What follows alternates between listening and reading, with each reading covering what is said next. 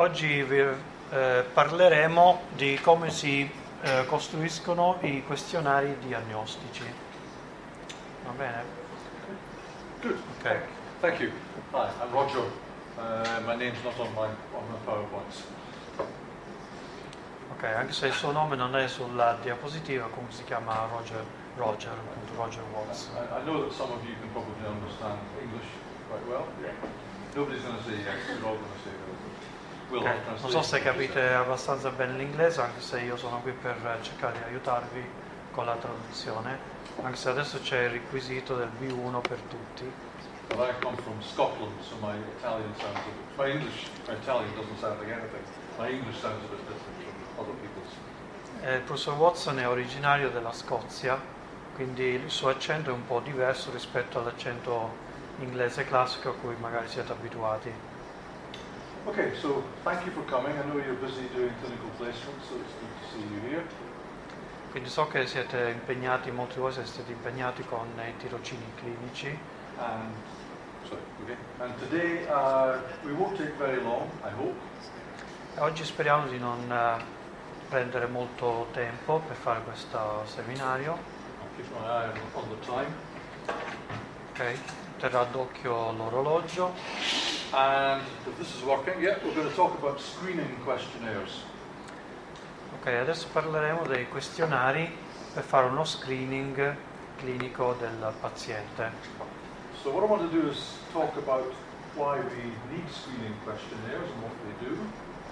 Quindi prima di tutto spiegheremo perché abbiamo bisogno dei questionari di screening e cosa bisogna fare con questi. And how do we know if they're any good or not, basically. Sostanzialmente dobbiamo capire se sono validi o meno. So by the end of this, at least you should know what a screening questionnaire is and why we use one.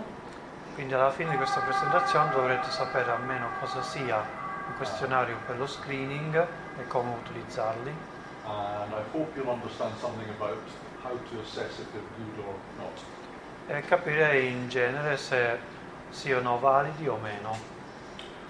There are one or two equations in this, but they're not complicated. You don't have to remember them. You're not going to be examined on this, I don't think. Poi ci saranno delle equazioni, che vedrete sulle diapositive, ma non vi sarà chiesto chiaramente di memorizzarle. And the PowerPoints will be available for the students to have after the session if they want to do them again. Poi chi vorrà potrà avere le diapositive. Okay, so we'll start. Ok, allora se siamo tutti iniziamo. So basically, I don't know if in your clinical practice you've used any screening questionnaires or seen any, but you will at some point. Non so se ne avete già avuto esperienza di utilizzo di questionari di tipo di screening nell'ambito clinico durante i tirocini. And basically, how does a screening questionnaire work? What does a screening questionnaire do? Quindi come funziona sostanzialmente un questionario per lo screening? Essentially, a screening questionnaire is a set of questions about something that might be wrong with someone. Sostanzialmente si tratta di un elenco di domande per indagare sulle condizioni di una persona, di un paziente. Then someone fills in the questionnaire, either you or the patient will fill in the questionnaire and answer a series of questions. Poi il questionario sarà compilato da voi oppure dallo stesso paziente. And the answer that you get from the questionnaire should tell you one of two things. One, whether you're going to live and be healthy. Quindi le risposte a questo questionario ti diranno se il paziente sarà è sano e quindi se continuerà per esempio a vivere. Or if you might have something wrong with you and potentially you're going to die. O se c'è qualcosa che non va con il paziente, c'è il rischio di morire.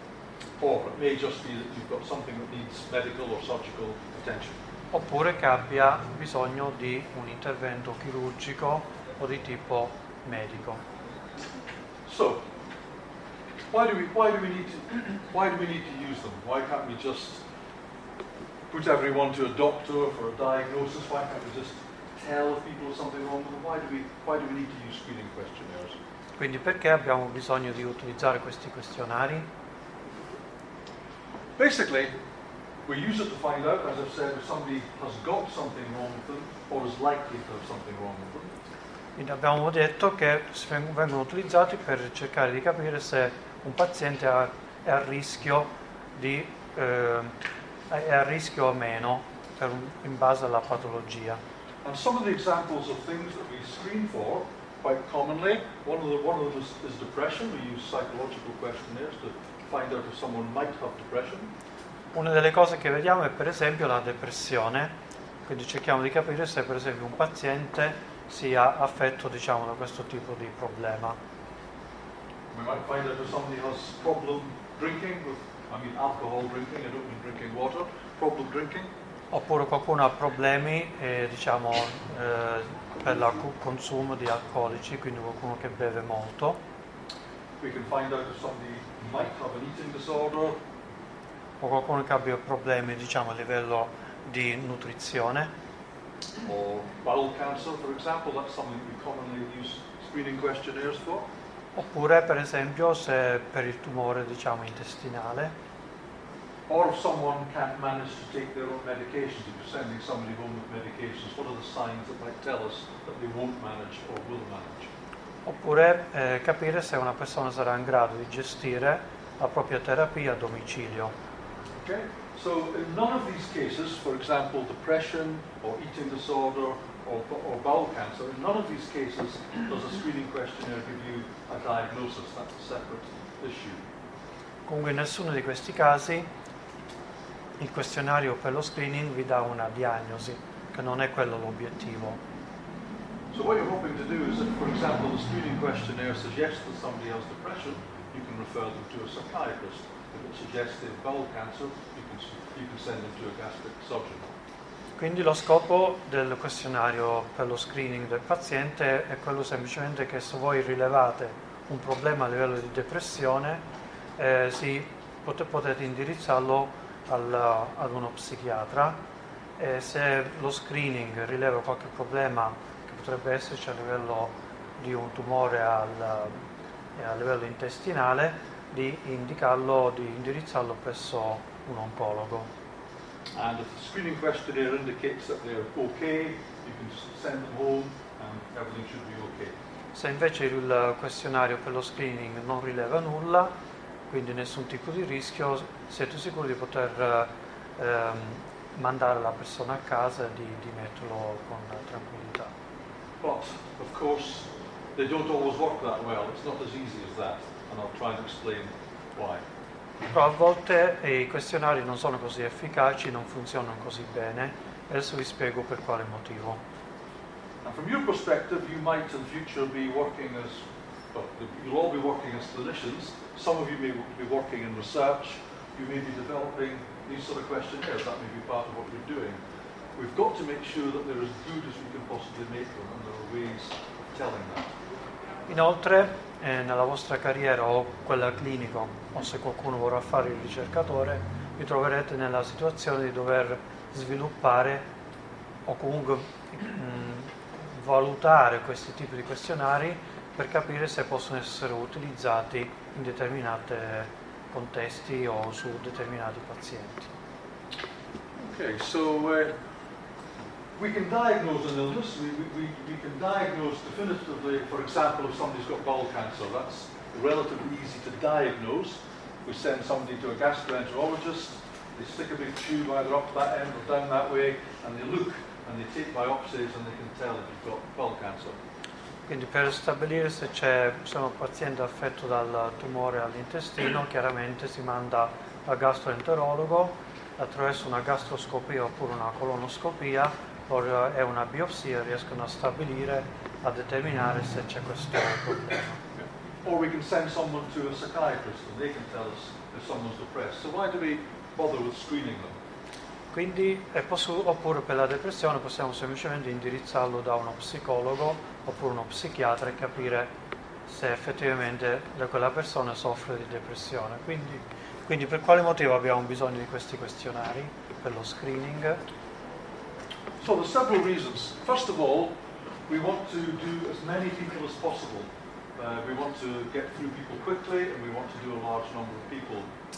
Prima di tutto il nostro obiettivo è quello di cercare di trattare il maggior numero di pazienti possibile. I'll stick to bowel cancer as a classic example. For example, if every person in the population was screened for bowel cancer, or if everybody who even thought they were at risk of bowel cancer, or everyone of a certain age went to be screened for bowel cancer, the health service and the hospitals would be full of people and nothing else would get done. Quindi se si facesse uno screening a tappeto a livello nazionale per diciamo, il tumore all'intestino, tutti i nostri servizi sanitari sarebbero affollati da gente che fanno tutti quanti questo tipo di screening e non sarebbero in grado di fornire altri servizi. So we need to get through lots of people, do it quickly and make sure we get the right people sent to hospital. Il nostro obiettivo invece è di fare uno screening in maniera tale da fare entrare nel percorso di screening, diciamo all'interno del percorso ospedaliero, solo le persone che effettivamente ne hanno bisogno. So clearly there's a potential to save lives and to prevent morbidity. We can actually potentially help people by screening them. Attraverso lo screening possiamo aiutare le persone, quindi cercare di salvare la loro vita e cercare di identificare il male il prima possibile. However, we can also use our resources appropriately. We don't want to waste resources on people who don't have anything wrong with them. Chiaramente c'è anche il discorso dell'utilizzo delle risorse. Non bisogna cercare di evitare di sprecare risorse su persone che sono sane e non abbiano bisogno di nessun tipo di intervento. So, if everybody went to hospital to be screened for bowel cancer, we'd waste huge amounts of money and huge amounts of time. Quindi se tutta la popolazione andasse in ospedale in questo momento a fare lo screening per il tumore all'intestino, tutti i servizi sarebbero completamente intasati, non sarebbero in grado di fornire comunque un altro tipo di servizio e sarebbe tutto inutile per lo più. So that wouldn't be an appropriate use of resources. E quello non sarebbe un utilizzo appropriato delle risorse. So if we use our resources properly, by resources I mean you, the doctors, the money, the hospitals, if we use them appropriately, we can investigate or intervene only when we need to. Quindi quando parliamo di utilizzo delle risorse parliamo delle risorse umane, quindi dei professionisti come voi, i medici e anche del denaro di cui dispone un ospedale, ma anche del tempo delle persone. E quindi l'obiettivo è quello di utilizzare al meglio le risorse sulle persone giuste che hanno effettivamente bisogno. I mean, this is a key part of the role of a nurse. To be quite honest, we don't want to call the doctor, every time somebody says they've got something wrong with them. We want to assess them somehow and then make sure that we call the doctor appropriately. We're doing this all the time, but screening questionnaires are a way of doing it more formally. Quindi questo è un po' il ruolo anche degli infermieri, non è che ogni minimo sintomo, ogni piccolo disturbo che ha un paziente subito andiamo a chiamare il medico, ma ci sono degli strumenti tipo questi questionari di screening che ci consentono di stabilire se effettivamente è necessario indirizzare il paziente al medico o meno. Very important that we can lower the risk of dangerous procedures. For example, again using the example of screening for bowel cancer and the actual investigation for bowel cancer, sticking large tubes into people, either up the way or down the way, is dangerous. There's a risk of harm, there's a risk of dying from that, so we can minimize risk by screening people in advance. Lo screening serve anche per ridurre il rischio dell'intervento stesso della colonoscopia o della gastroscopia, che si tratta comunque di un intervento invasivo che ha i suoi rischi, quindi meno se ne fanno e meglio è per non esporre le persone a tutti questo tipo di rischio. Right, so screening questionnaires. How do we decide, if we've got a screening questionnaire, how do we decide what it's telling us? How do we know how to use it properly? Quindi una volta che abbiamo un questionario per lo screening, come facciamo a sapere se effettivamente è quello che ci serve e ci può dare le informazioni che ci servono? So what we need to do, we need to attach a score on the questionnaire to a perceived diagnosis. We need to, from our questionnaire, which will give us a score from 1 to 10 or whatever, we need to be able to say that this number means the patient's at risk, this one doesn't. That's what it's all about. Quindi la prima cosa da fare è di attribuire al questionario un risultato, per esempio da 1 a 10, dove 1 significa nessun rischio, 10 significa per esempio il massimo rischio. And this is not easy, this is where it becomes a bit difficult. E questa è la parte difficile, diciamo. Sometimes questionnaires will be wrong. Sometimes the questionnaire will not give us the right answer. A volte i questionari possono essere sbagliati in quanto non ci danno la risposta corretta. Some people will be screened, some people who will be at risk of having something will be screened as being okay. That will always happen. Poi succederà sempre che alcune persone, alcuni pazienti, pur essendo a rischio, a seguito dello screening risultano invece sani, non a rischio. So you cannot avoid this. All you can do is minimize it by designing the questionnaire properly and making appropriate decisions about how to use it. Questo è un rischio che non si può mai evitare al 100%, si può fare qualcosa per cercare di ottimizzare, migliorare al massimo la precisione del questionario, ma è un'eventualità che può sempre esistere. So if you went to hospital and somebody gave you a screening for cancer and they said, yeah, you're okay, go home, and then you develop cancer, you wouldn't be very happy. Chiaramente se noi fossimo un paziente in cui viene detto no guarda abbiamo fatto lo screening, con questo questionario stai benissimo, poi subito dopo scopre di avere invece un tumore all'intestino. On the other hand, some people who are not at risk will be screened as, people not at risk will be screened as not okay. They'll be screened as being at risk. And this is a waste of resources. Invece potrebbe succedere anche il contrario, che persone che non sono a rischio a seguito del questionario, dello screening, magari risultano a rischio, causando appunto uno spreco di risorse. And you're probably wondering, why is he telling us this? Why can't the screening questionnaires just be made perfect? They can't be, and I'll try and explain why that is. Infatti magari qualcuno di voi si chiederà, ma allora perché non usano soltanto i questionari che sono perfetti, anziché fare tutto questo discorso? Adesso vi spiegheremo il motivo per cui i questionari a volte non sono così precise e perfette. So that if you're using screening questionnaires in your work, in mental health nursing, screening for depression, or in cancer ward, screening for cancer, and sometimes you get it wrong or the questionnaire gets it wrong, you need to understand why that can be. Quindi è importante per voi sapere per quale motivo a volte i questionari possono essere sbagliati, a seconda diciamo del fenomeno che si vuole studiare. So, using again my example of bowel cancer, I just made this up, it's fictitious, okay? Ok, facciamo l'esempio appunto del tumore all'intestino. Questi dati sono finti, non sono dati reali, giusto per fornire un esempio. And these are the kind of items that would appear on a bowel cancer questionnaire. Questions like, do you have bloating? Yes or no? Poi questi sono i tipi di domande che ci sarebbero su un questionario per identificare questo tipo di problema. Quindi se avete diciamo sensazione di gonfiore, sì o no? Sorry. Do you have any pain? Yes or no? Se avete del dolore, sì o no? Change in bowel habit, key indicator of bowel cancer, yes or no? Se c'è un cambiamento nelle abitudini diciamo, a livello intestinale. And another major indicator, bleeding or blood in the feces, yes or no? Oppure la presenza o meno di sangue nelle feci, sì o no? Now, you probably know already that any of these individually, bloating, pain, change in bowel habit or blood, any one of these could be an indicator that you've got bowel cancer. Poi sapete che uno qualsiasi di questi elementi potrebbe rappresentare un indicatore di tumore all'intestino. On the other hand, any one of those by itself might not mean that you've got bowel cancer. Ma allo stesso tempo ognuno di questi elementi potrebbe anche non indicare la presenza di un tumore all'intestino.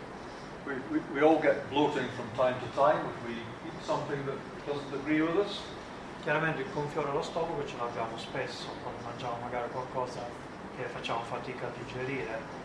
We can all get pain in our bowel occasionally for various reasons, constipation, wind or whatever, flatulence or whatever.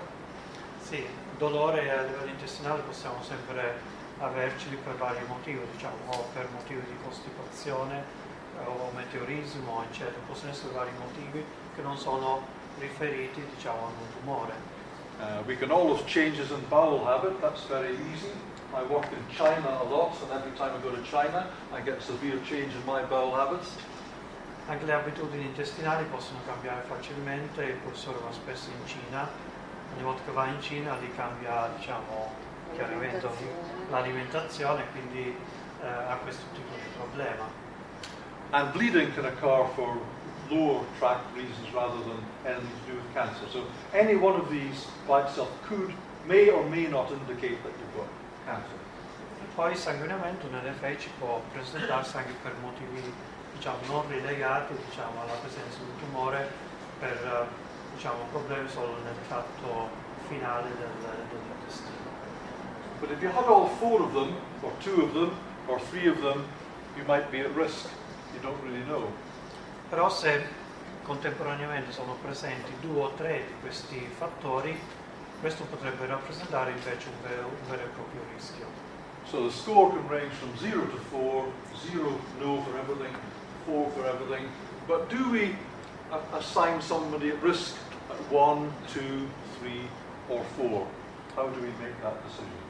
Quindi il range del punteggio può andare da 0 a 4, dipende se le risposte sono tutte no o se sono tutte sì. Quindi se sono tutte sì, quindi abbiamo 4. Però come facciamo a stabilire se una persona è a rischio? Qual è il punteggio da considerare? È 1, 2, 3 o 4? Okay, so this is where the science comes into it. This is where research can help us. We need to be able to relate a score in the questionnaire to a definitive yes or no diagnosis done by a clinician. È qui che entra, diciamo, la scienza, la ricerca, per poter stabilire che tipo di punteggio bisogna raggiungere per parlare di un vero e proprio rischio a livello clinico. So if we take a questionnaire like this, send it out to lots and lots of people, probably hundreds of people, and then get a score, send them to a gastroenterologist for a diagnosis, we can then relate diagnosis to a particular score. That's how it's done. It's done by doing survey research and gathering lots of data. Quindi se noi distribuiamo questo tipo di questionario a decine o a centinaia di pazienti, noi indirizzeremo soltanto coloro che indirizzeremo al gastroenterologo solo quei pazienti che raggiungono un certo tipo di punteggio. Solo dobbiamo decidere qual è questo punteggio. So how do we make decisions based on a number in a questionnaire? Quindi come facciamo noi a prendere una decisione sulla base di un numero che viene prodotto da un questionario? I'm going to show several diagrams that look like this. This is a classic way of looking at whether a screening test, the outcome of your test, relates to the actual having the condition or not. Questo è un tipo di matrice, una tabella che indica la correlazione tra l'esito del test del questionario e le condizioni vere del paziente. So down on this side here, you've got the test outcome positive. That means it's indicating you might have something wrong. Negative says you're okay. Here, the true condition from an actual diagnosis by a doctor or surgeon says you've got the condition or you don't have the condition. Quindi nella prima colonna in blu l'esito del questionario vi può dire se il test, quindi il punteggio ottenuto dal questionario indica un esito positivo oppure un esito negativo. Invece in alto, nella linea in alto blu, c'è la condizione vera che è il risultato della diagnosi medica in cui viene confermato se la condizione è positiva o negativa. So if you complete a screening questionnaire online or on paper, or the nurse or doctor asks you some questions about something, like bowel cancer, you've got to fall into one of these 4 boxes. There's no other alternative. You've got to be a true positive, or a true negative, or a false positive, or a false negative.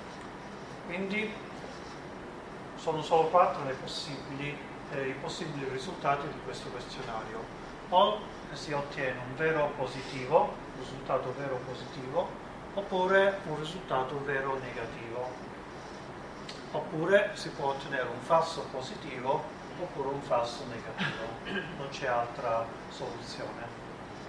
I'm sure you realise the only outcomes that are useful from that questionnaire are that one and that one. We only want to know if somebody's really got it or if they don't have it. That's all we want to know. We're not interested in the others. However, we always get some of the others. That's one of the issues. A noi ciò che ci interessa in realtà dal punto di vista clinico è se una persona effettivamente è affetta, diciamo, da questa patologia, quindi un vero positivo, o se non è affetta, quindi un vero negativo. Però purtroppo, volendo, anche se noi non vogliamo, si ottengono spesso i falsi positivi e i falsi negativi. So how can this happen? I'm going to show you some equations which you can remember or forget, it doesn't matter, and I'll show you a couple of real examples to show you how this works.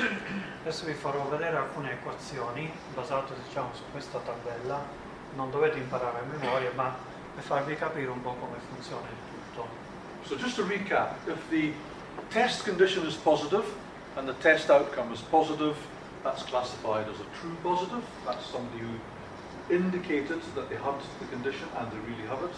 Quindi, giusto per ricapitolare, se dal questionario risulta che un paziente è positivo, diciamo, è presente, diciamo, quindi la patologia ed è confermata dalla diagnosi medica, quello è un paziente vero positivo. Okay. And that's a good outcome because you can potentially save someone's life. Questo è un outcome sicuramente positivo perché in questo modo possiamo intervenire per salvare la vita di quella persona. However, if the person actually has the condition, but the test suggests they don't, then that's a false negative, and that's bad because you potentially lose a life then. Invece può capitare anche qualcosa di molto negativo se per esempio dal test risulta negativo, dal questionario invece dalla diagnosi risulta positivo, perché si potrebbe morire quella persona che passa inosservata al questionario. And that's the worst possible outcome, that's the one that you really want to avoid. Questo è l'esito peggiore che ci possa essere ed è quello da cercare di evitare il più possibile. Okay? And conversely, on the other side, if the condition is really exists, if it doesn't exist, if it's negative, and the test outcome says it's negative, that's a true negative, that's good, because you don't waste resources. Al contrario, invece, se la condizione non esiste, quindi è negativa, e anche il questionario conferma che è negativa, allora abbiamo un vero negativo, quindi vuol dire che quella persona non è assolutamente a rischio. But if the condition is negative and the test outcome is positive, then we get a false positive. That's also a bad outcome because it's a waste of resources. Infine abbiamo il falso positivo se per esempio il questionario dice che è presente la patologia, invece la diagnosi medica dice che è assente. Questo è negativo semplicemente per il fatto che implica uno spreco di risorse. And you might also endanger the patient from a dangerous investigation. So you want to avoid that as well. E si potrebbe anche mettere in pericolo la salute di un paziente con un intervento di tipo invasivo. So the design of these questionnaires is to try and get as many of these and to squeeze out as many of the false outcomes as possible. Annoyingly, it's very difficult to do. Lo scopo principale di un questionario è quello di cercare di evitare i falsi negativi e i falsi positivi, anche se questo è molto difficile da eliminare completamente. Okay, now sorry about this. Okay, so that's just the same diagram with A, B, C and D, just to show you the different cells. Ok, questo è lo stesso tipo di tabella, solo che ogni tabella abbiamo dato il nome A, B, C e D. And I'm going to flick back and forth between this slide and that slide a couple of times just to show you something. Adesso facciamo un po' avanti e indietro con queste due diapositive per spiegare bene questa situazione. There are four things that we can work out from this table. Ci sono 4 cose che possiamo calcolare attraverso questa tabella. Only look at the top line at the moment. Sorry, I should have done these one at a time. I just didn't manage to do that. The top line is sensitivity. I'll tell you what this means in a minute. That's A over A plus C times 100 to express it as a percentage. Basically, that's A over A plus, oops. Okay? It's just these two added together and A divided by those two. That gives you something called the sensitivity of the test. Invece la sensibilità è praticamente la sommatoria di A più C diviso il loro totale, che è quello, diciamo, la formula che vedrete nella diapositiva successiva. I'll come back and explain what sensitivity is. Then Spiegheremo meglio cos'è la sensibilità. Then likewise, we can work out the specificity of the test. I'll tell you what that is as well, using these values here. Poi spiegheremo ora quello che è diciamo, la specificità, diciamo, del test. Then we can work out two other values, the positive predictive value and the negative predictive value. And again, that's using these columns, that's using the rows, that's using the rows and not the columns. E poi sarà possibile calcolare anche il valore predittivo positivo e il valore predittivo negativo, sempre utilizzando, diciamo, questa tabella. Okay, so basically these are the columns for determining sensitivity, these are the columns for determining specificity, these are for positive predictive value, and these are for negative predictive value. Quindi le due colonne sono quelle utilizzate, la prima per calcolare la sensibilità, la seconda la specificità, la prima, il primo diciamo, rigo in alto, il valore predittivo positivo e l'altro il valore predittivo negativo.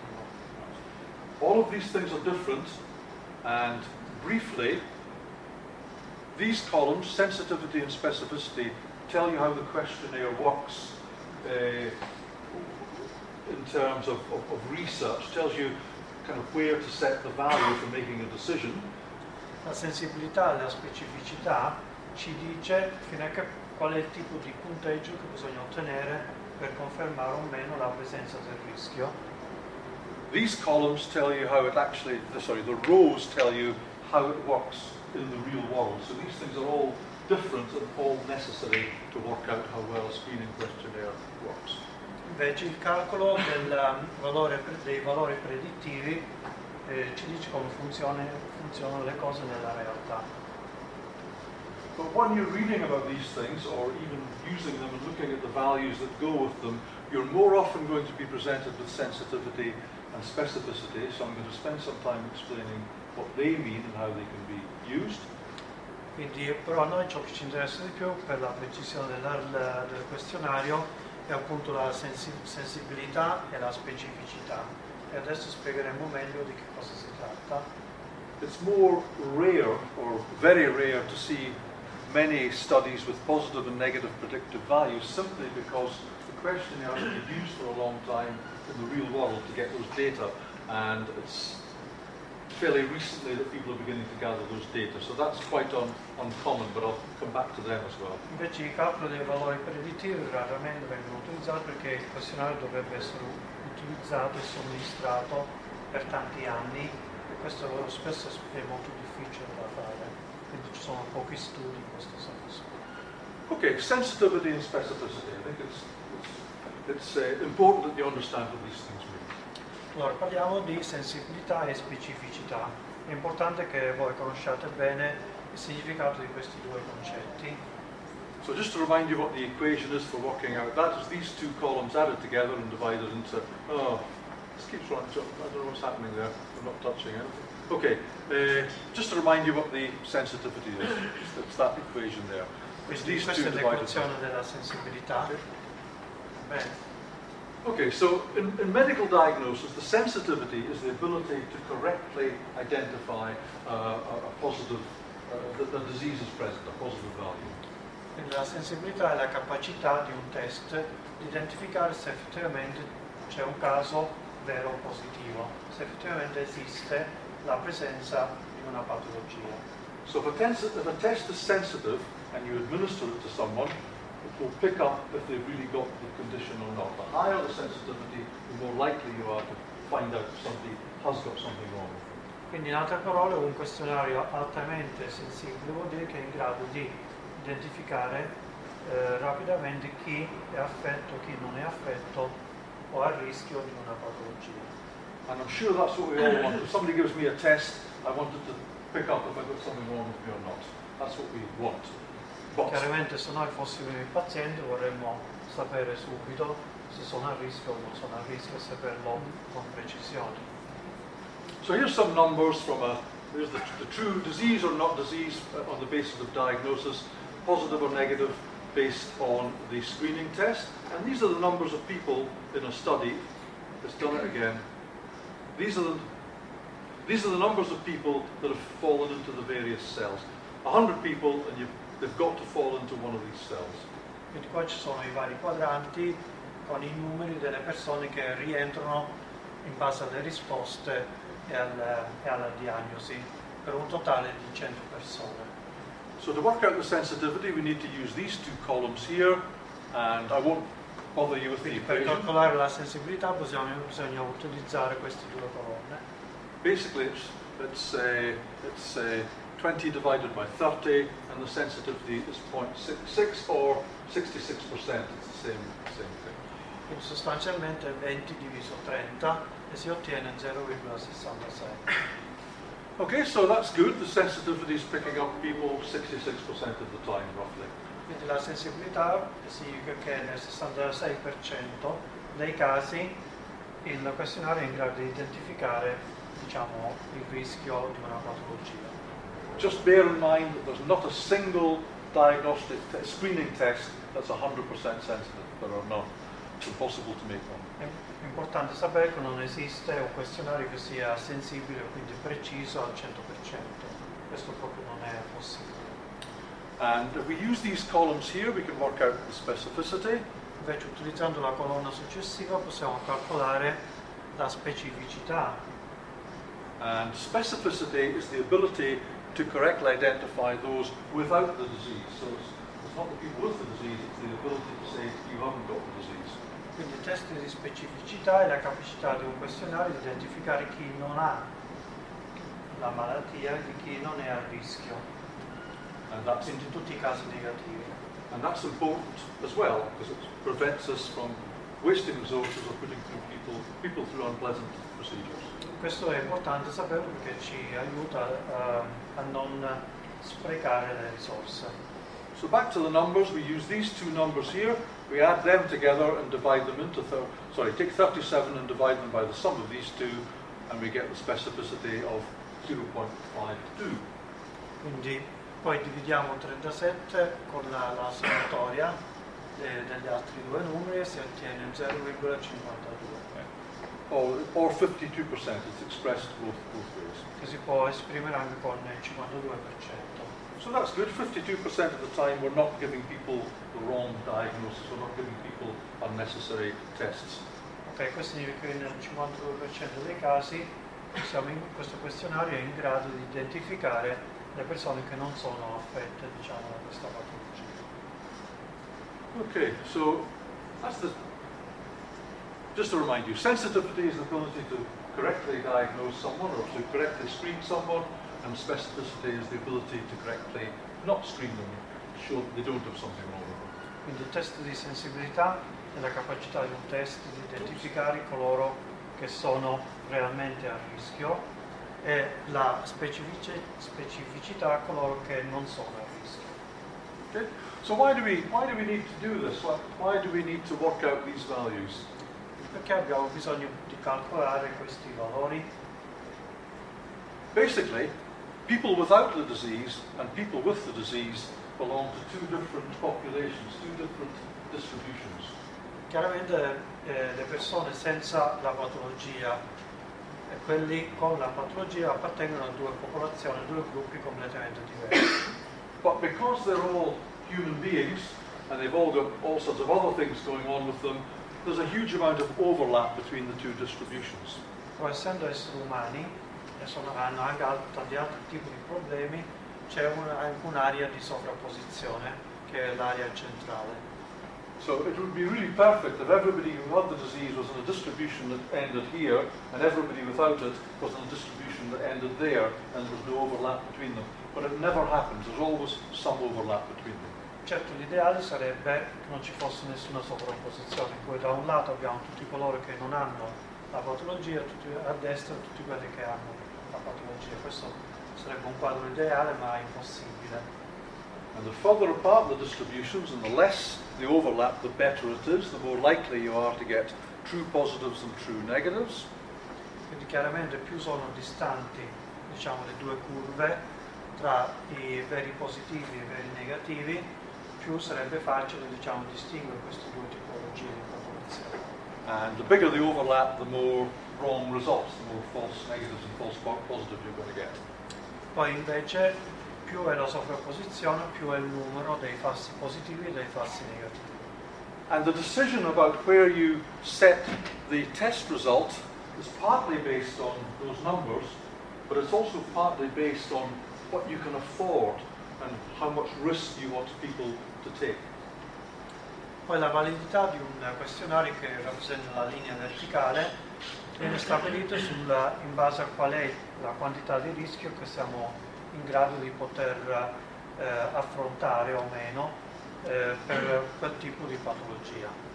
I mean, common sense would say that we set it at the intersection here, which would maximize the number of true positives and then maximize the number of true negatives.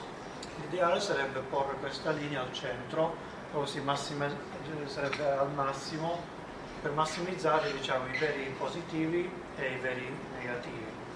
But wherever you set it, you're either going to put some people's lives at risk, or you're going to cost the health service lots and lots of money that it may not have.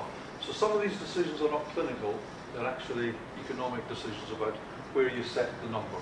Quindi dove stabiliamo questa linea verticale spesso è dettato da questioni economiche, perché tutto ciò ha un costo, quindi quella linea verticale spesso dipende, diciamo, da decisioni, diciamo, più di tipo economico piuttosto che di tipo clinico. And the reason is this: there's a trade-off between sensitivity and specificity. Quindi bisogna trovare un equilibrio tra quella che è la sensibilità e la specificità. For example, if someone wants to design a screening program for a condition and says, I want everybody who's got the condition to be in there without exception, I'm going to make it 100% sensitive, which is impossible, but that's what they want to achieve. Chiaramente tutti vorrebbero che i questionari fossero al 100% sensibili, in maniera tale da identificare solamente le persone che sono realmente a rischio. That creates an immediate problem because then you're trading off against specificity. Ma questo è importante perché questo significa che a me non interessano coloro che non sono affetti dalla malattia, quindi riguarda la specificità. So if a test is very sensitive, you will lose specificity. You'll bring in people who don't have the condition, put them at risk, and you'll spend unnecessary resources on them. Che più è sensibile un test, meno sarà specifico. Però le persone che comunque, quelli negativi che rientreranno in questa valutazione, saranno poi comunque trattati e faranno sprecare delle risorse. So this is what we want as people, as clinicians, as parents, as husbands and wives. We want things to be sensitive. We want to be sure we get the correct diagnosis if we've got it. I want my children or my grandchildren to be diagnosed properly. We all want things to be highly sensitive. Dal punto di vista della sensibilità tutti vogliamo però che tutto venga diagnosticato nella maniera più precisa possibile ed essere sicuro che quella è la decisione giusta. So, if it's highly sensitive, you'll increase the number of people correctly diagnosed. Quindi chiaramente se è molto sensitivo, diciamo, ci sarà una diagnosi corretta di un numero elevato di pazienti. If you make the test very specific, on the other hand, you'll lose sensitivity and you'll miss more people who are really positive. Se invece il test si focalizza più sulla specificità, più su chi non ha, diciamo, quella patologia, perdiamo invece la sua capacità di essere sensibile e quindi di identificare chi ce l'ha. Okay? And this is really annoying when you're trying to develop these things. What I'm basically saying is, the more specific something is, the less sensitive it'll be, or if it's very sensitive, again, happened again, forward, or the less, if it's very, very sensitive, it'll be very unspecific. You can't have both. Quindi quello che stiamo cercando di dire è che un questionario più è specifico, meno è sensibile e viceversa. L'ideale sarebbe avere un ottimo equilibrio tra le due, ma non è mai così. Okay? So the clinicians want this. We want people to be found with the condition. The health economists and the people who run the health service probably want it to be further down here somewhere, so they don't spend too much money. Chiaramente i clinici o coloro che gestiscono un servizio sanitario vorrebbero che le diagnosi fossero tutte esatte e precise, in maniera tale da consumare meno risorse possibili. Okay, so there's a trade-off between them. So how do we decide what's best? How do we come to a decision about how much sensitivity and how much specificity we should have? Quindi come possiamo fare per decidere quanta specificità e quanta sensibilità ogni questionario debba avere per avere, diciamo, un risultato ottimale? And there's not an answer to that. What you've got to do is study each questionnaire and see what its properties are and come to a decision based on that. Chiaramente non esiste una risposta definitiva, l'unica cosa che possiamo fare è di cercare di valutare le singole domande del questionario e cercare di essere più preciso su ciò che ci interessa. So, I'm just going to mention something that you probably won't. I dare say you may have heard of sensitivity and specificity. I doubt if you've heard of these. I'm just going to mention them briefly. This is one way of coming to a decision. Adesso parliamo di un altro concetto che ci aiuta a capire quello che stiamo dicendo, che sono le curve delle caratteristiche operative di funzionamento di un ricevitore. Okay, so this is a concept really that I want to try and explain. Questo è un concetto che vorrei cercare di spiegarvi.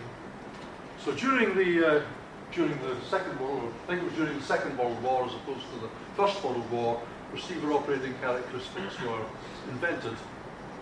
Le caratteristiche operative del ricevitore sono state inventate durante la Seconda Guerra Mondiale.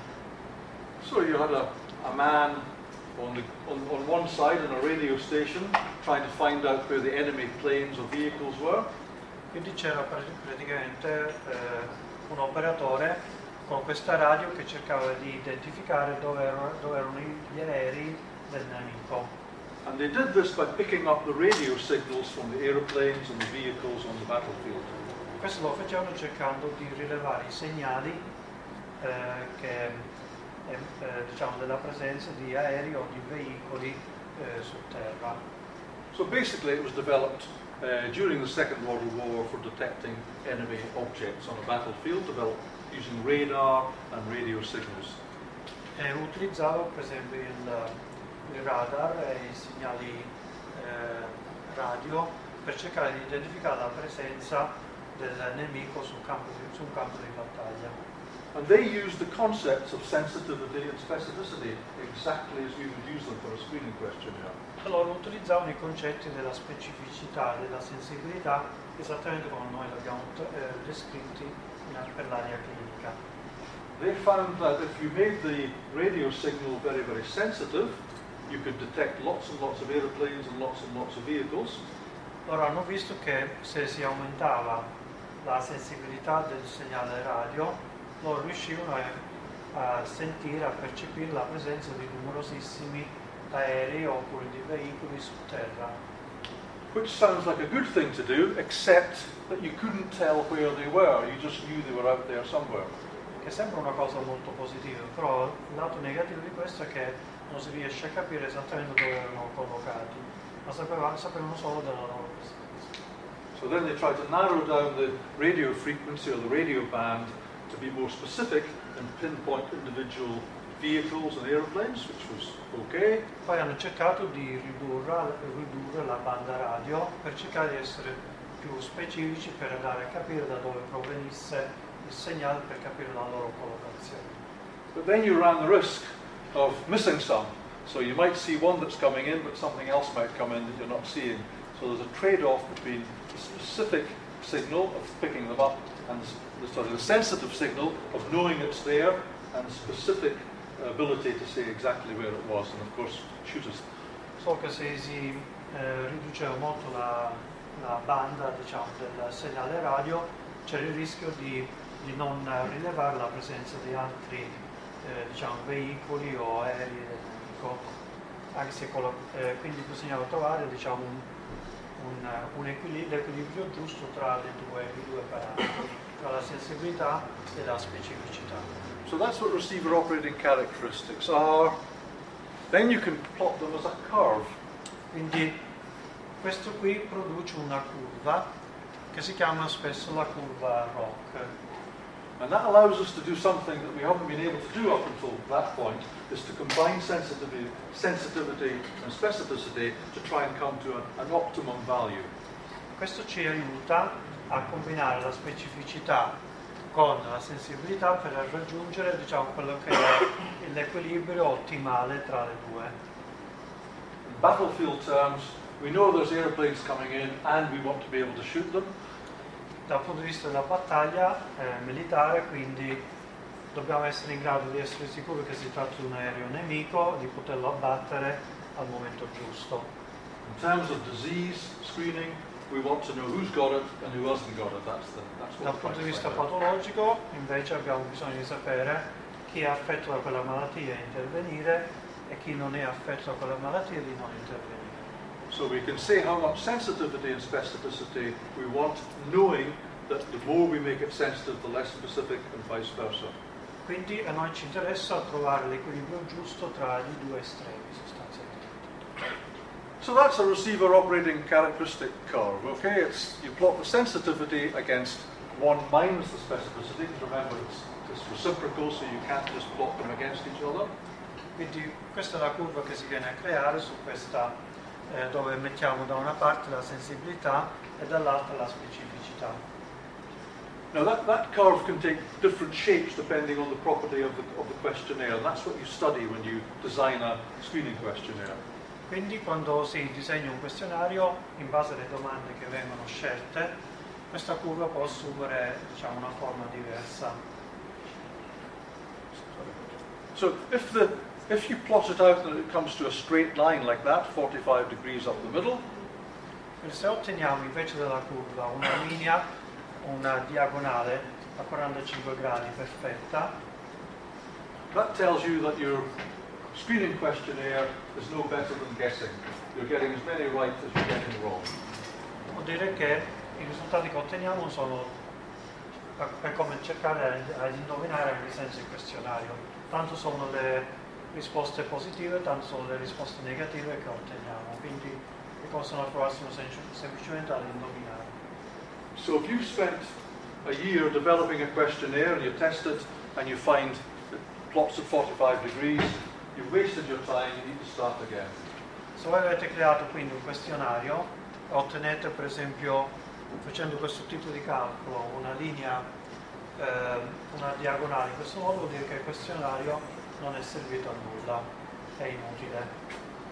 If your curve is above that line, somewhere above that, that's slightly better, that's better than guessing. It means you're actually finding the thing to be useful and helping you to make decisions. Se invece la curva si trova al di sopra di questa diagonale, vuol dire che già il questionario ha una sua validità che è meglio di semplicemente tirare a indovinare.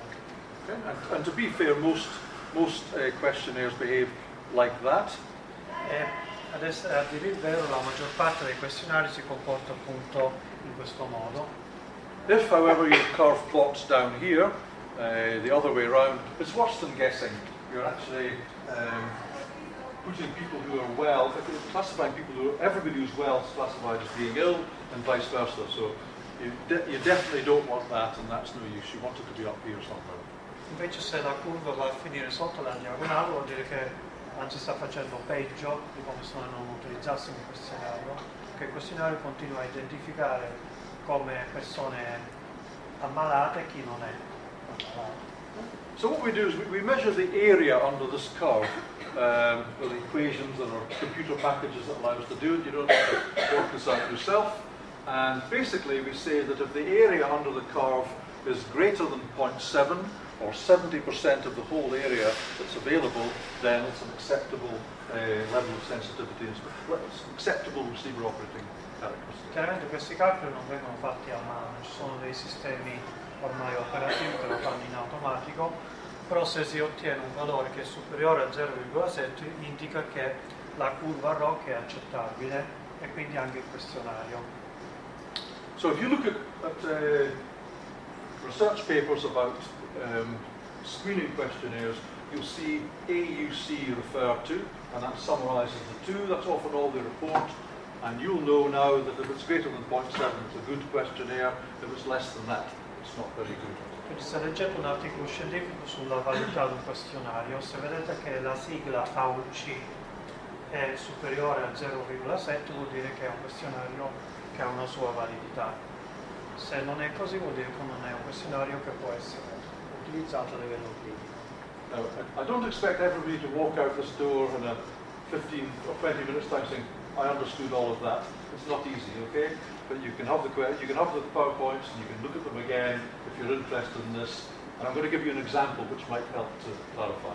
Chiaramente non si pretende di finire il seminario, uscire da questa porta e dire so tutto su questo argomento, che non è così facile, diciamo, da recepire immediatamente. Comunque, se voi avete la possibilità di rivedere le diapositive, potete poi comunque riuscire a capire come funziona. So I'm going to use what's called the PAID questionnaire. It's the Problem Areas in Diabetes questionnaire. This is a real example. Adesso proviamo a fornire un esempio vero di un questionario che si chiama PAID, che sono le aree problematiche in ambito nei pazienti affetti da diabete. And it's got 20 items. Ha 20 domande, 20 item. Each item's got a 5-point scale. Ogni item viene valutato su una scala a 5 punti. An example of one of the questions is feeling depressed when you think, it means, are you feeling depressed when you think about living with diabetes? Un esempio di queste domande, per esempio, si sente depresso per il fatto di sapere di dover vivere con il diabete? Then you would answer on a 5-point scale from 0, 1, 2, 3, 4, 5, sorry, 0, 1, 2, 3, 4, not a problem, or it's a serious problem, or somewhere in between. Okay, le possibili risposte sarebbero su una scala di valori da 0 a 4, qui comunque sono 5 perché si conteggia anche lo 0. And then you would add up the scores, which would be between 0 and 20 times 4, whatever that is, and 80, thank you very much. You'd get a score between 0 and 80, but your job is to try and decide how do we know when we're diagnosing people properly or not diagnosing properly. Quindi chiaramente da un questionario di questo tipo il punteggio minimo sarà 0, il punteggio massimo sarà 80. In questo modo però dobbiamo stabilire tra 0 e 80 qual è il valore che dobbiamo considerare per determinare, per stabilire se quella persona è a rischio. Okay, so those are the first 9 questions. You don't have to read them, and those are the next 11 down to 20. That's Okay, what the questionnaire looks like. Di leggerle tutte, queste sono tutte le domande del questionario con le possibili risposte a 5 punti da 0 a 4. So imagine you take a questionnaire and you give it to 100 people to complete. They won't all complete it the same way. That's what you want. You want a lot of variation in it, and you get all your results. What can you do with them? Quindi immaginate di distribuire questo questionario a 100 persone. Chiaramente tutte e 100 non lo compilano allo stesso modo, non vogliamo che sia compilato allo stesso modo, e si ottengono tutta una serie di risultati. Well, what you can do, as you probably know already, you can plot them as a receiver operating characteristic curve. Quello che si può fare partendo da questi dati è di creare un plot e creare questa curva, la curva ROC che abbiamo detto prima. Okay? Now don't worry about how would I do that. There are computer packages. All you do is you put in all your data and whether or not the person is finally diagnosed with depression or not, and you put it in, press a button, it will produce the curve for you. You don't need to know how to do this. I don't know how to do that. Ormai ci sono dei pacchetti informatici che vi consentono di fare questi calcoli, dove voi inserite tutti i risultati del punteggio del questionario e poi indicate se per ogni paziente effettivamente è stata confermata la diagnosi o meno, quindi mettete un sì o un no e vi crea questa curva rock in automatico. I missed a step, I apologise. Everybody's got to fill this in, everybody has also got to be diagnosed as having a problem or not, depression or not. Si era dimenticato di dire che quando si compila il questionario allo stesso tempo bisognerà stabilire dal punto di vista medico se la diagnosi è confermata o meno per ciascun paziente. Sorry, Oltre a fargli compilare il questionario. So every, anche la diagnosi. so every individual has a score between 0 and 80 and a yes or no, depressed or not depressed. Quindi avremo dei dati del questionario dal 0 a 80 più un sì o no per capire se è stato diagnosticato o meno. Okay. Oh, sorry. So there you go. That's a really good curve. It's got a area under the curve greater than 0.7. I happen to know that.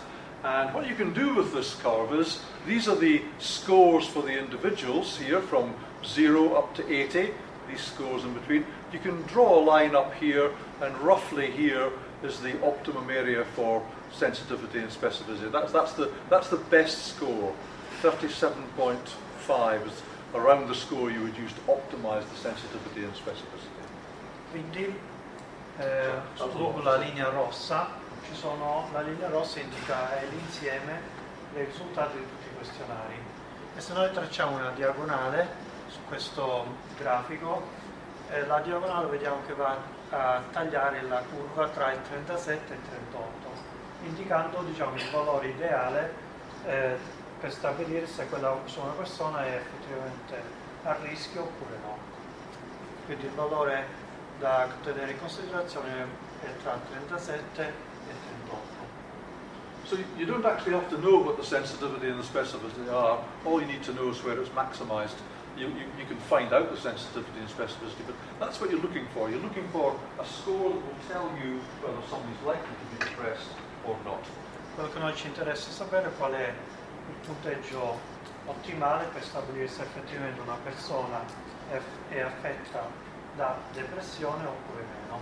E quindi il valore soglia diventa appunto 37,5%. It won't be perfect, you'll still make mistakes, but that's as good as you can get from that questionnaire. Okay, questo non vuol dire che è perfetto così, ma questo è il massimo che si può fare. From the same questionnaire, as a matter of interest, you can also diagnose for subclinical depression, and as you'd expect, the score is lower. It's 34. That's around 34. I say around 34. That's where you would best diagnose subclinical depression. La stessa cosa si può fare per diagnosticare la depressione subclinica, quindi che in questo caso equivale a circa 34. Okay, so how do we decide the optimal levels? One way is to draw that line. Quindi come decidiamo quali sono i livelli ottimali della sensibilità e della specificità? Quindi un modo è quello di tracciare questa linea, questa curva che abbiamo visto prima. You can also calculate what's called the Uden index by adding the specificity and sensitivity -1 together. If you know what they are for the questionnaire, that's another way of doing it. Un'altra modalità è quella di utilizzare l'indice di Uden, che sarebbe la sommatoria tra la specificità e la sensibilità meno 1.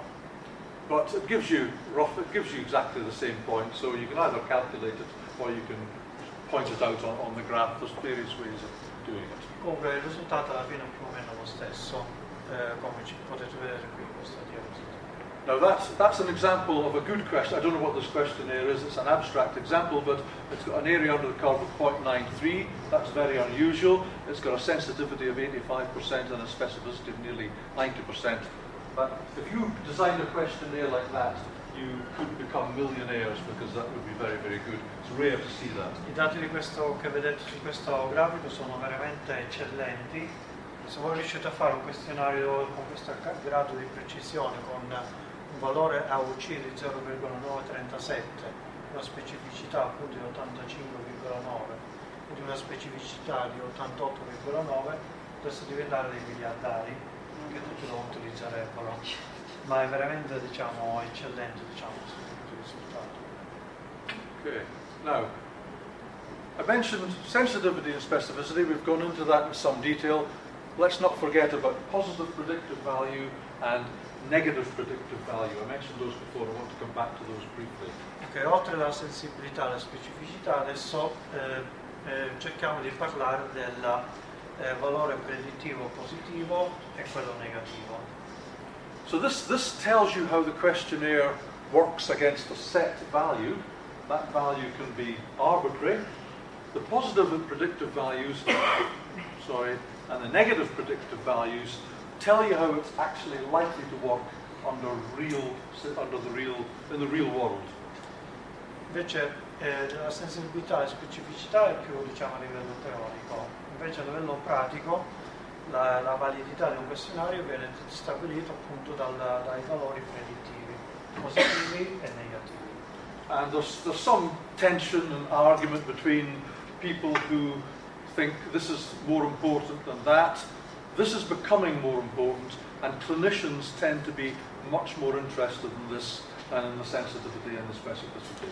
Adesso c'è un dibattito diciamo, nella comunità scientifica su quali sono diciamo, i valori più importanti e più validi da tenere in considerazione, anche se oggi i medici, i clinici tendono a considerare i valori predittivi più importanti rispetto ai valori della sensibilità e della specificità.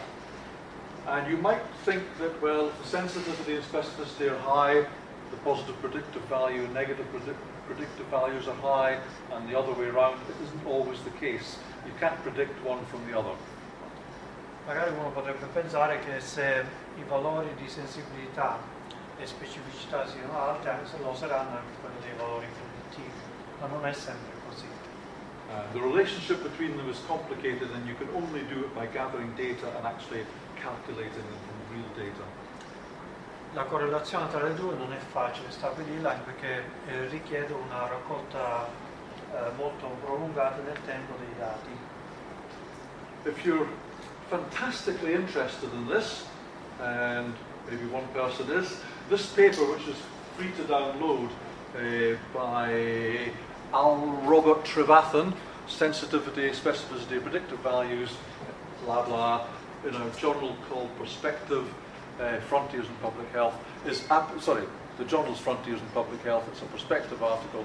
It's well worth downloading. It tells you everything you need to know really about sensitivity, specificity and these predictive values. Se c'è qualcuno interessato, veramente interessato su questo argomento, può scaricare gratuitamente questo articolo scientifico dove spiegano tutto nel dettaglio, così potete capire meglio diciamo, come affrontare questo argomento. So you can find that on Google very, very easily. And in that paper, Trevathan says arguments are made that sensitivity and specificity should usually be applied only in the context of describing the attributes relative to a reference standard, which is just what I said, but the predictive values are more appropriate in actual screening contexts.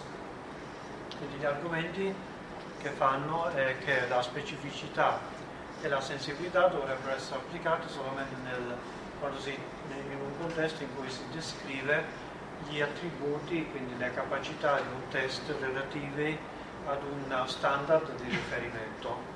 Invece i valori predittivi sono più appropriati e informativi quando si parla di contesti reali di screening.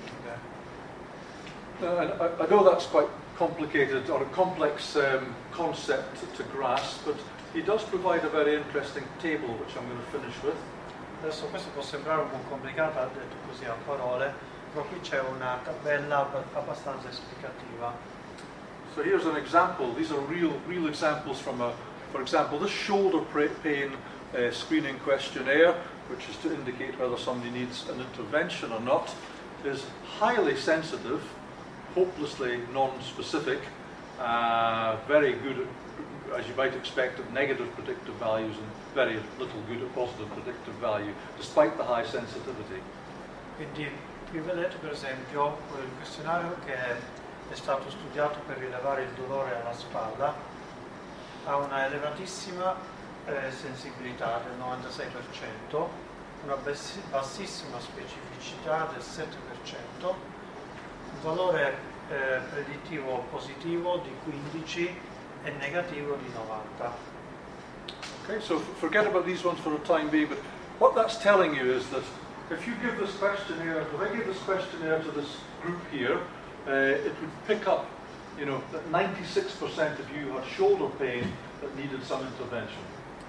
Quello che stiamo dicendo in altre parole, utilizzando questo questionario, nel 90% dei casi andrebbe a identificare chi effettivamente soffre del dolore alla spalla, nel 96% dei casi. And that very few of you didn't have shoulder pain. La specificità indicherebbe che pochissimi di voi non soffre di dolore alla spalla. Therefore, the actual predictive value of that is useless because most of you don't have shoulder pain. So the positive predictive value is very low. We'd send you all to the physiotherapist to have a steroid injection, but it would be a waste of time. There's nothing actually wrong with you. Invece il valore predittivo positivo è molto basso. Questo significa che il 15% di voi andrebbe, diciamo, a ricevere un intervento, una cura senza che ce ne sia di bisogno. And of course, the negative predictive value is fantastic because we send you along and find out that most of you don't have that, but you would know that already from these three figures. Il 90% del valore predittivo negativo indica appunto che la stragrande maggioranza non ha appunto questo tipo di dolore alla spalla. So if you were making a decision as a hospital manager to buy this screening test or as a clinician to use it, that's the value that you really want to pay attention to, and the conclusion is, of course, that it's probably not worth trying, probably not worth having this test. Quindi se siete un dirigente dovete decidere se spendere i soldi per acquistare e introdurre questo questionario nel vostro ospedale, da questi valori vedete che non è necessario, non vale la pena, perché il valore predittivo positivo è soltanto del 15%. And look what happens when for the carpal tunnel syndrome one, the values are the opposite way around, very low sensitivity and very high specificity, but still it's not picking up people who've really got the condition. So the positive predictive value is very low. In the real world, that's probably useless as well. È molto interessante notare che il questionario per la sindrome del tunnel carpale ha dei valori completamente opposti, diciamo, dove la sensibilità è del 5%, la specificità è del 98%. Tuttavia il valore predittivo positivo è sempre molto basso, del 10%. Quindi anche in questo caso, diciamo, non si tratta di un questionario che vale la pena, diciamo, utilizzare e introdurre. So for these two questionnaires, these two screening questionnaires with very different receiver operating characteristics, they're both equally useless basically. Quindi questi due tipi di questionari, pur avendo, diciamo, delle caratteristiche della curva ROC completamente diversi, nonostante ciò sono entrambi inutili, diciamo, dal punto di vista clinico. Okay. Now this one here for peripheral arterial disease, 45% set. That's impossible. It must be 99.9. It can't be 100% specific. It's impossible. But that's very good. It's picking up everybody who's got the disease. It's highly positively predictive, so that's very good. Invece il questionario che misura appunto la presenza di patologia del sistema arterioso periferico, invece è altamente specifico, per cui la specificità qui è indicato 100, ma in realtà dovrebbe essere 99,9%, e quindi il valore predittivo positivo è di 100, quindi vuol dire che questo questionario è ottimo e quindi vale la pena utilizzarlo. And I mean, I'm not going to go through them all in detail, but basically there's other combinations there. Here's another screening tool for the same thing, very highly sensitive and specific, but not quite so good at positive prediction, but very good at negative prediction. So you'd have to make your mind up between that one and that one. I'm not entirely sure how you make that, how you make your mind up. That depends what the economics are. Ok, poi anche l'ultimo questionario diciamo ha un valore predittivo positivo abbastanza alto, però lì di 72, lì però dipende poi dalla capacità economica di un ospedale, se vale la pena poi acquistarlo oppure no. Comunque questi sono tutti i valori che ci aiutano a prendere questo tipo di decisione. So all I'm saying, screening questionnaires clearly can be useful. They've got to be used with caution. You still have to exercise some clinical judgment, and people ultimately still need a diagnosis. That's the only way to tell if somebody's actually got something or not. Quindi l'utilità dei questionari è quella di cercare di fare diciamo, uno screening iniziale per diciamo, distinguere quelle che non sono assolutamente a rischio da quelle che potrebbero essere a rischio e quelle che sono poi a rischio poi di essere poi sottoposti ad una controllo per stabilire la diagnosi o meno, quindi la presenza o meno di una patologia. So just to summarize, finish, that means finish, this is the point at which everyone can waken up. Ok, quindi per sintetizzare, perché abbiamo quasi finito, diagnostic questionnaires only work where you've got a yes or no outcome, okay? So they can only be used if you've been dead or alive, got it, not got it, ill, not ill. They don't work under any other circumstances. quindi i questionari per lo screening o cosiddetti questionari diagnostici funzionano solamente se c'è un esito binario, cioè o sì o no, o presenza o assenza di patologia, o rischio di vita o rischio di morte. So you can only screen for things that have a definitive ultimate diagnosis. Quindi si può fare uno screening solo se c'è un risultato ben definito, ben chiaro. Sensitivity and specificity are antagonistic, they work against each other. The better you try to make it at picking people up, the more mistakes you'll make, or the more specific you try to make it, the more mistakes you'll make in both directions. So these things work against each other. La specificità e la sensibilità sono degli antagonisti, uno è il contrario dell'altro, quindi bisogna cercare di trovare l'equilibrio giusto tra diciamo, questi due aspetti per evitare di incorrere a un numero elevato di errori. They can be combined to find an optimal level of each using receiver operating characteristic curves, so they are useful. Essi possono essere combinati attraverso la curva ROC per cercare diciamo, di calcolare il livello ottimale, quindi l'equilibrio ideale tra queste due diciamo, valutazioni. And so, sorry, I've said that already, receiver operating characteristic curves help us to optimize the diagnostic properties. Ok, questo già l'abbiamo detto che le curve ROC ci aiutano a ottimizzare diciamo, la validità di un questionario di screening. And finally, positive predictive and negative predictive values are useful in real screening situations to tell you how the questionnaires are really working. E i valori predittivi positivi e negativi sono utili per stabilire nella realtà le situazioni reali di screening se un questionario effettivamente è valido oppure no. So now you can go back to your clinical areas, and when somebody gives you a screening questionnaire, you can ask them, what's the positive predictive value, to see if they can tell you, how to work it out as well. Quindi adesso quando tornate diciamo, a fare diciamo, il prossimo tirocinio, vi chiedo di utilizzare un questionario, potete chiedere se il valore predittivo positivo o negativo è sufficientemente buono per essere utilizzato. So thanks very much for listening. If anybody wants to ask me any questions, you can ask me now, or you can ask me by email. If you've got nothing whatsoever to do, you can follow me on Twitter. That's Okay. other things you can check Non so out. se avete delle domande da fare, altrimenti potete anche mandargli un'email, o se non avete proprio nulla da fare potete seguirlo su Twitter, che ha un account.